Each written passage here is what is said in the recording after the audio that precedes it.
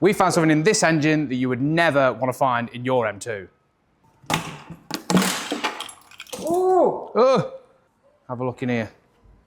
Along with some gaskets that don't peel up a bit. Oh no! Wow. This is currently the world's only 5-cylinder S55 M2. This S55 has unfortunately lost a piston. So we have a replacement one over here. We're going to stick that in and we're going to get this one out, strip it down and find out what's really happened.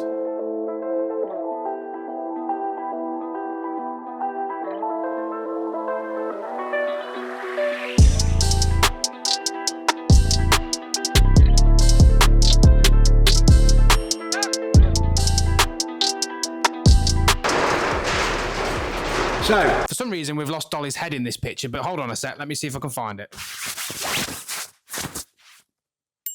Ah, there you go, there's his head. Carry on, Dolly. we skipped the part of removing the old engine off the subframe and transferring all the wiring loom over. That's a bit boring to watch, to be fair. So the new engine is now on the subframe, ready to go back into the car. So here goes. Let's see if it all fits right.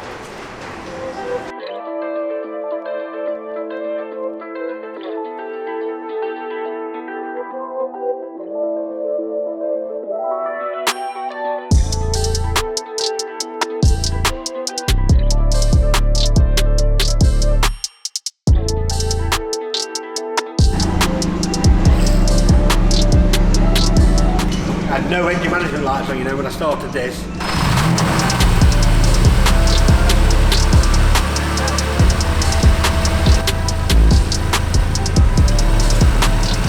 What we got in here? Oh, I ain't got no heated seats, I'm going to get cold.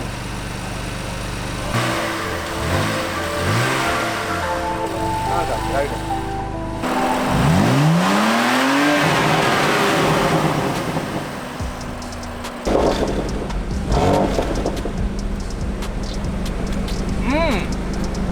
So it's running, but the battery's dead. I mean, at least it's got the correct number of pistons, so it's, Yeah. It's not smoking anymore. it's a step in the right direction.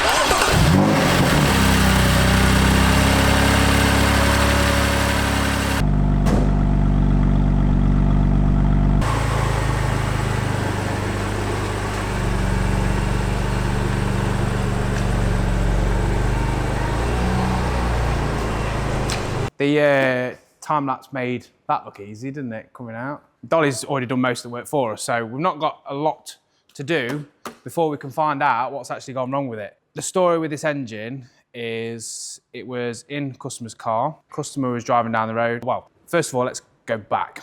So customers had it tuned previously and they had a bit of trouble getting the ECU to right, which is obviously people who've had these M2s know that 2019 onwards, the ECUs are locked on them.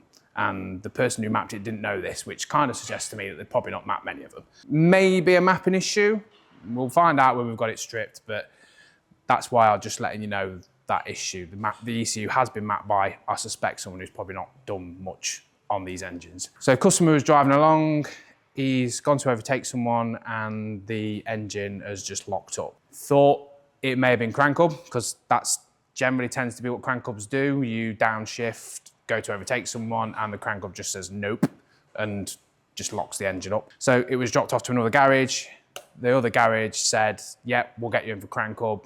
They didn't get a chance to get round to it. Obviously, customer wanted car sorted, got recovered to us. We've then started to strip it down to see if it does need a crank hub. And we've found, well, I'll show you in a minute what we found, but we found that there was a couple of bolts that were snapped. There was some damaged valves, which indicates that something else has gone on in the engine, not just crank hub slip. So we'll get it stripped down now and we'll find out what's actually happened. We don't know yet. So you're gonna come along with us and we're all gonna find out together what's actually happened to this engine. What we do know, if you come around here, so if you have a look here, so I've got it on the Dodge. Can you shine your camera in there and have a look at the valves? Scott don't even know what he's looking at, do you? No, not clear. Get in closer. Can you see valves with that? Oh, there we go. There's one. You can't see them, can you? Your camera lens is too big. But yeah, basically, you can see them exhaust valves are bent, so it must have been on the exhaust stroke when it failed. Let's whip her off anyway. We have already had this off. It's not normally this easy to get rock covers off, just in case anyone thinks that we're ripping them off by charging them for taking rock covers off, and it's this easy. There we go, see? It's quite interesting, actually. I'll be able to show you some stuff that's quite unique to the S55. A lot of the stuff on this is N55, but it's not quite 100% the same as N55. But yeah, most of the stuff that you can see here looks pretty much the same as the N55 and the S55, very, very similar. This is obviously timing chain, and this is what we've seen when we've, come have a look at this, look. When we took the rock cover off, that bolt's snapped, which suggests that either this part's seized or something's tried to turn the engine back the other way and obviously snap that bolt. And the reason that it was giving sort of crank up symptoms is because obviously when this bolt snaps, this is able to turn and it puts all your timing out. But that's obviously snapped because of the piston to valve contact on that side. So we'll start stripping this all down. I think first job is get timing chain off. We'll have a look head end first, so we'll take the head off and we'll see what damage we can see when we've got the head off. For those of you who are wondering what your Valvetronic is, this is all your Valvetronic here. So, you know when a lot of people report they can hear like a woodpecker type sound, but it's this motor and this shaft. So what can sometimes happen is this motor can either fail inside or the gears or the teeth on this shaft here can strip, and that can give the similar sort of noise. So that's one of the things that you can see on the top of this head whilst we've got it all apart. And then obviously you've got the exhaust cam as well, which another common issue on these is exhaust cam alignment. So what can happen is the cam ledger can come out of line with the bottom. So that causes like a ticking noise, mainly at the back, comes from like the back lifters. That's another common issue on these. You know, obviously when you're building it back up, you have to use a special tool to line all that back up because the dowels don't line it up properly. So we've got to get all this off before we can properly strip the head down. But we'll start off with timing chain. Ooh. Have you loosened this one off? Eh? Have you loosened that one off? No, different size. It's loose. We took the cap off that already. Yeah, I took the cap off it, yeah, but that's loose. I don't know, need to get that. Interesting. It's bent. It's coming out.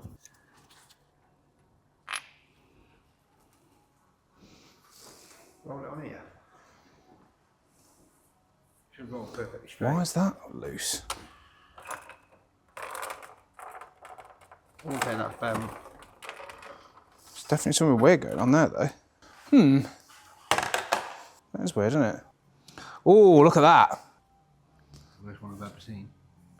Little bits of metal in that. Copper as well, bottom end. Oh, yeah. You see that on the camera.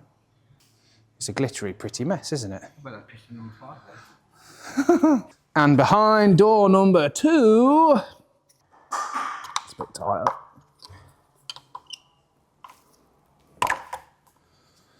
No, it's not too bad. Still bits in there. Yeah, just about. So that bit you're looking at is the crank up. That's the bit that always fails on these. Slips and allows the chains to move. But doesn't look like it's failed on this one. I say it's still in time. Yeah. Just that the exhaust cam wasn't attached. So if you're having a look down the bottom, way to tell if it's had a crank up or not is, can you see the little groove behind the gears? That's where it's separated. So if it had a crank up, well, some of them are 2-piece, but the main ones that we do, they're 1-piece. So it wouldn't have that groove. I can tell by looking at that, that's a standard hub. So it's never had a crank up on it. There we go. Didn't even drop that much. Do you see any gold glitteriness in there? A little bit. This would be a good opportunity for me to show you how it all works.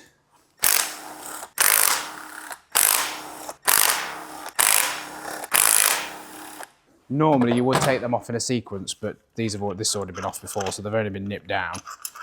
So normally you go from the outside inwards. What inwards outside? Inwards, yeah. You went outside inwards. Well, I meant...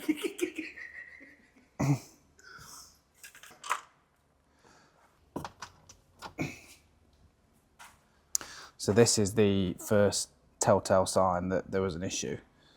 So these were knocked off when we come to it, weren't they? Yeah.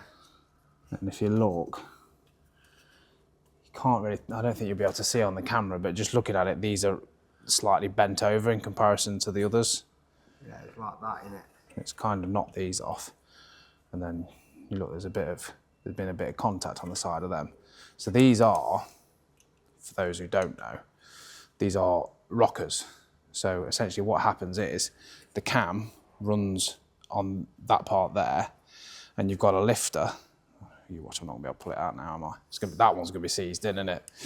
But there's another one. Let's get another one out of the back. Does that come out easy enough? No. So, got your lifter there, and that normally has oil in it, which is acts like a cushion, and it takes up the slack so that you don't get too much play between the lifter and the actual rocker. So when people say, oh, I've got a stuck lifter, that normally means that this part's stuck, and it means that there's quite a lot of play on it. But on these, what we've seen happen a lot recently is these bearings seize up, and you hear like a tapping noise, and that tapping noise is the cam hitting that, but this isn't turning. Obviously this one looks all right, but yeah, that basically takes up the adjustment, and then your rocker arm goes onto your valve instead of there being a direct contact between your cam and your valve. All goes through this bit. Right, I've got to remember how to do this now. Do you want me to be a teacher to you? Well, I taught you initially, and then it's like now I'm having to remember it. So we've got mechanic, junior, and Apprentice. apprentice. So based off what we were just learning about rockers, the eccentric shaft and the Valvetronic on the inlet side uses the ratio of the length of the rocker to the ratio of the cam to change the valve lift. I shall show you. So basically, this shaft here, when the motor turns this shaft, if you have a look there, you can see that this part changes its angle. So as I'm winding that out,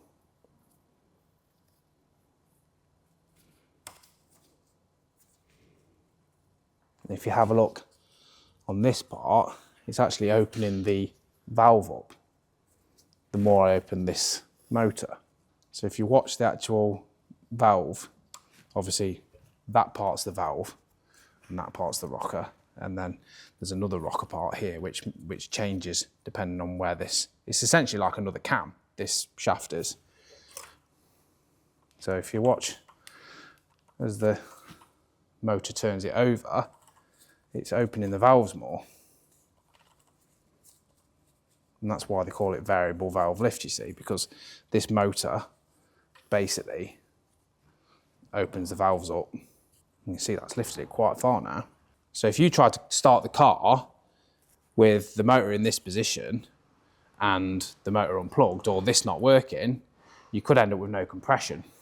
So the valves being open like that, we've seen it before where this has failed, but it's failed in sort of this position. You turn it over and it literally sounds like the engine's knackered. It'll just go whee, because it's just, yeah, it's just, the air's just escaping. And that's why, because when they're in this position, the valves are open, so all of your air is just escaping back through the inlet. But it's on 6 very powerful springs, so we have to have a special tool to get these springs off.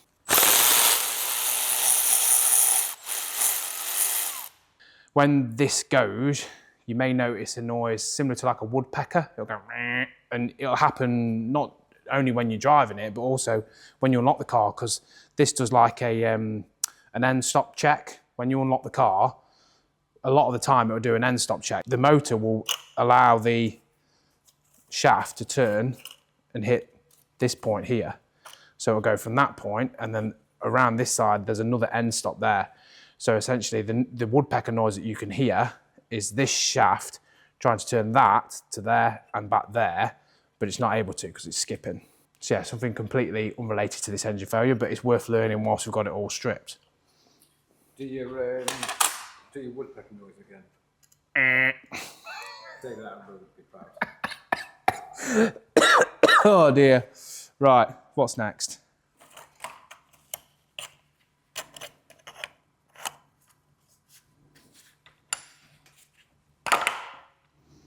Now we have the motor.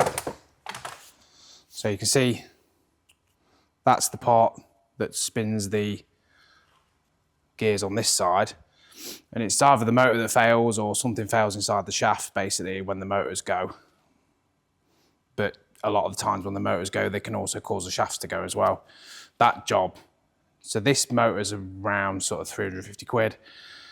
To do the shaft as well, you're talking over 1,500 quid to do all that. So yeah, it's a big difference. So hopefully when you make the woodpecker noise, it's just the motor that's gone and not the shaft. Time for the head to come off now.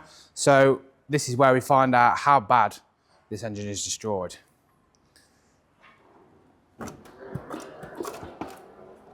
And what do we have behind door number 2?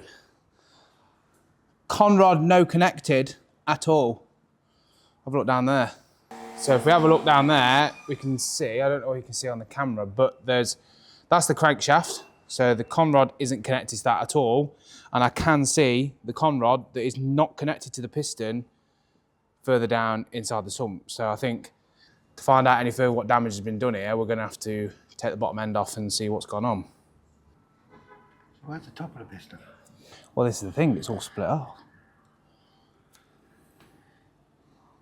I can see the conrod in there. Let's get some off and find out what's occurred. Spin it around. Oh, I can hear metal moving around. Oh, brand new. Yeah, when you hear skittles in the bottom of an engine, it's generally not a good sign.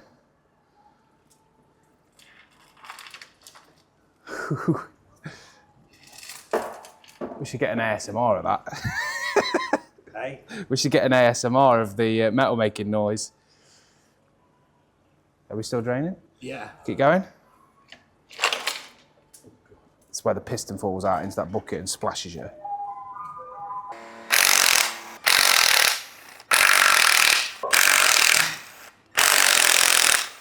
It's very weird for a conrod to not be connected. Normally when a conrod becomes disconnected, it'll shoot out the side of the block.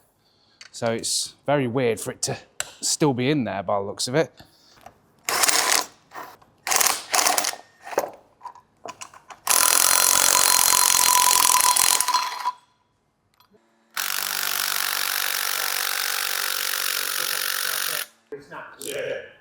Oh, I think, have I done it? Pulled the threads out with it. Yeah, maybe. All these sump bolts go in the bin, the one-time use. These are aluminium. So they're very temperamental when it comes to taking out and torquing up. Sometimes they snap, sometimes the threads go in them. They're rubbish. But let's work with what we got.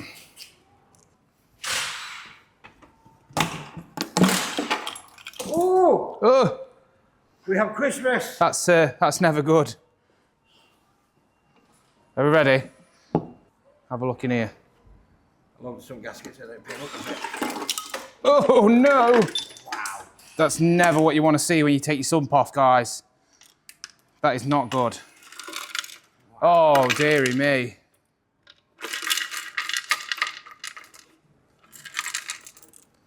Not good. Knock knock. Who's there? Con. Con who? Rod. No piston though. What? Is there a bit of piston there? That's a bit of piston.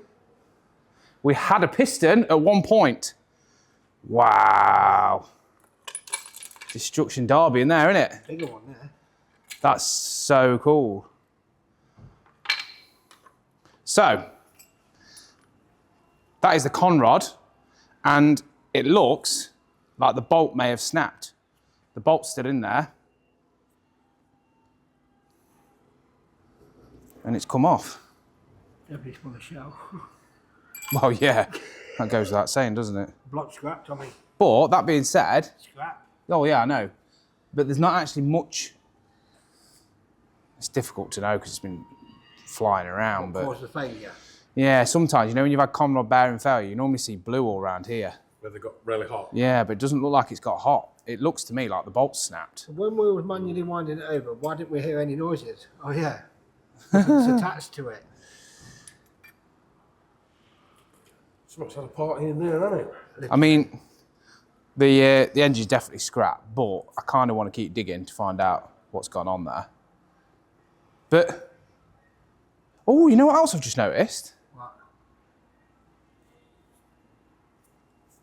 Is there no bolt in there? There isn't a bolt in that side. So I wonder if that's snapped Bolt after, failed, or the bolt or if the bolt's failed come out. and caused the conrod to go dislodge.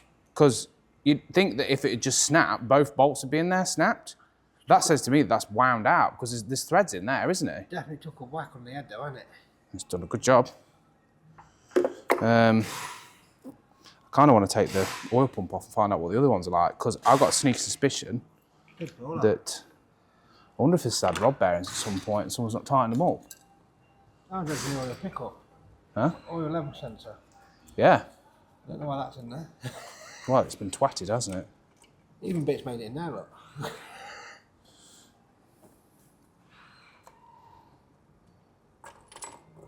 Oh, there you go. Hey! Can use that again, can't we? Just so you know, we would never ever use any parts from this engine on any other car. Only new parts. Cylinder 6 is full.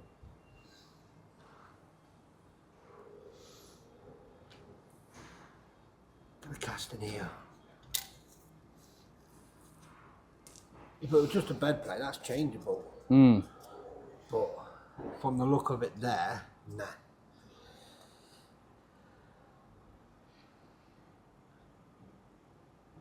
I'm surprised it didn't crack the crank.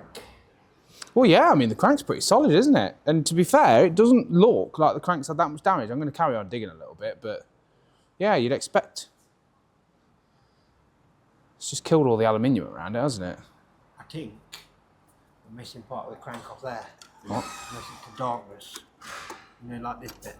Well, I'm going to take this plate off, take the oil pump off and find out.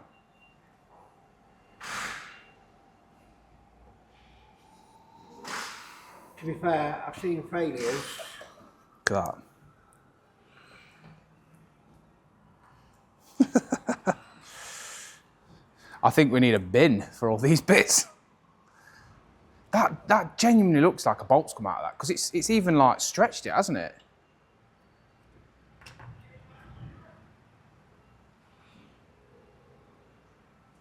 What failed first, the bolt or the bearing? I'm guessing it's the bolt. But there's a lot of good 15, if not 20 mil of bolt what's missing.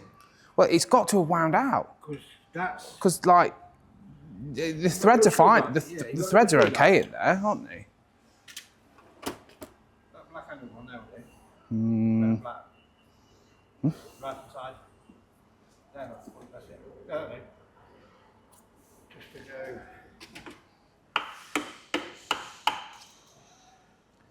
Yeah, no bolt snapped in there, it's not pulled threads either.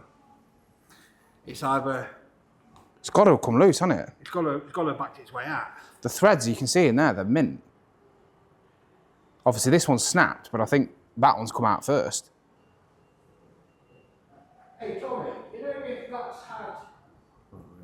You know if this has had genuine rod bearings from BMW previously? Yeah. This one looks like it's had enough. If you give BMW the red, could they tell you if it's been authorised, bearings been sold? Maybe, yeah.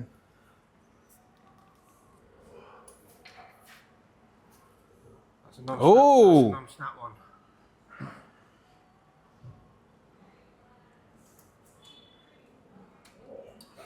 You can see that better. That's a genuine, you can tell these are genuine BMW bolts because they've got these little grooves here. But the threads, obviously there's damage on the threads, but it looks like it's come out and then the damage has occurred. Because that's not snapped. That's got to have wound out. That's pulled out and pushed over, that has. It has, hasn't it? I think the failure is that bolt. Not being tight. Because you can see it's bent, so it's obviously been hit as it's been going round. There must have been clattering noises though. Cylinder 6 pistons are damaged. There. Oh yeah, it's cracked the skirt off it, hasn't it? Oh yeah. Yeah, so look, the 6 skirt's all damaged as well. Shine back. It's had stuff flown up at it, I think.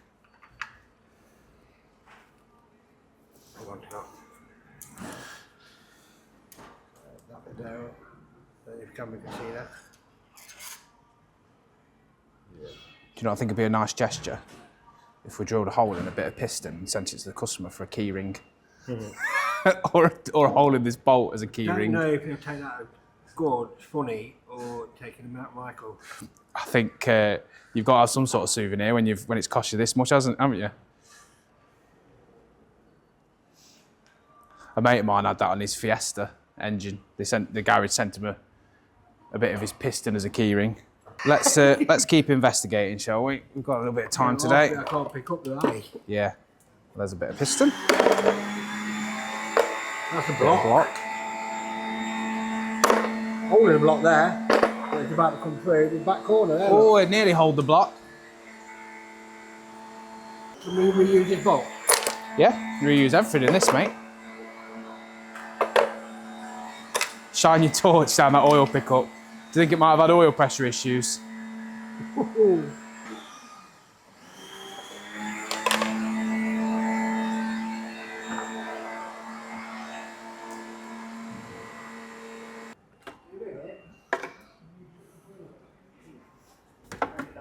Oh, fun fact, just quickly. I have done another video on this. Obviously, ignore all of the broken parts on it. But this, so I'll quickly show you the oil setup. Obviously, there's quite a bit of it missing. But this is the main difference between the N55 and the S55. So you know, like when you get the N55 in the M2, this is what the N55 and the M2 would have over the N55 in like a 135i. So this is a scavenge pump. So what this does is it sucks oil up from the front of the sump and sends it to the back of the sump. But also there's a feed from the second turbo which goes through this.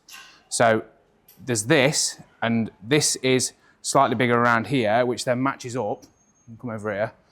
Obviously it's all damaged on this, but it matches up to a baffle in the sump, which the M2s don't have, the 135s don't have. So that's the main difference between the S55 and the N55, which is why you see less failures on the S55 as you do on the N55, because it's got all this, which is additional for the oil pressure. Rod bearings look quite old, to be fair. There's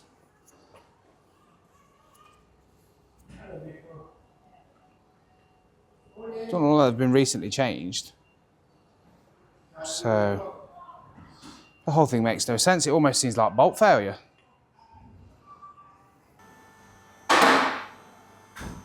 That's crazy. I've never seen that before. All I can think is that the bolts failed on the con rod.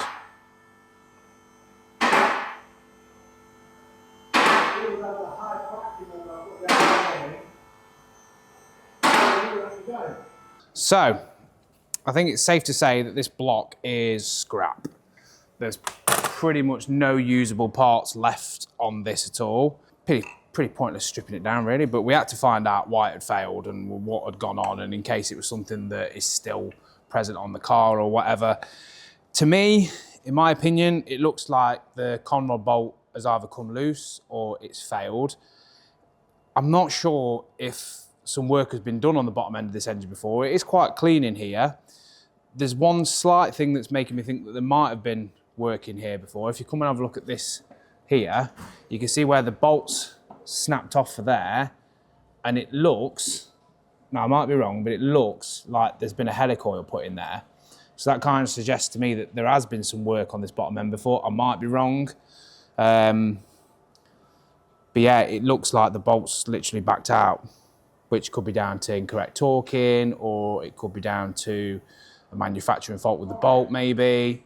But unfortunately, we're not going to know anymore. The only thing that I can say for sure is that there's nothing that has been put back on the car that is going to cause the new engine to fail. All the injectors have been changed. It doesn't look like an injector that's failed on this, which has caused the issue. It definitely looks like the issue started on the conrod, either the bolts or the bearings. I don't think it's the bearings because the customer didn't notice any knocking noises before it failed. You'd expect if the bearings had been gone for that long that you'd be driving it around rattling and it would make all sorts of noises, and then the bottom end would just let go. But the customer said there was just no warning, it just went, which kind of says to me that the bolt's backed out, it's hit on things, the conrod's let go, and it's just spun around and took the piston with it and destroyed the piston. So yeah, I think that concludes the video on this engine. There's not a lot more we can do with it now, so let's send this one to the scrapyard. So yeah, although this engine's toast, we've still got other engines to build. We've got the 2JZ that needs finishing off in the back, so make sure that you like and subscribe to the channel to see what we do with that one. Drop us a comment below what you think's happened on this engine, because you may have seen something different to what we've seen. We've got some on-track action coming up for you next Friday, so stay tuned for that. We'll see you soon.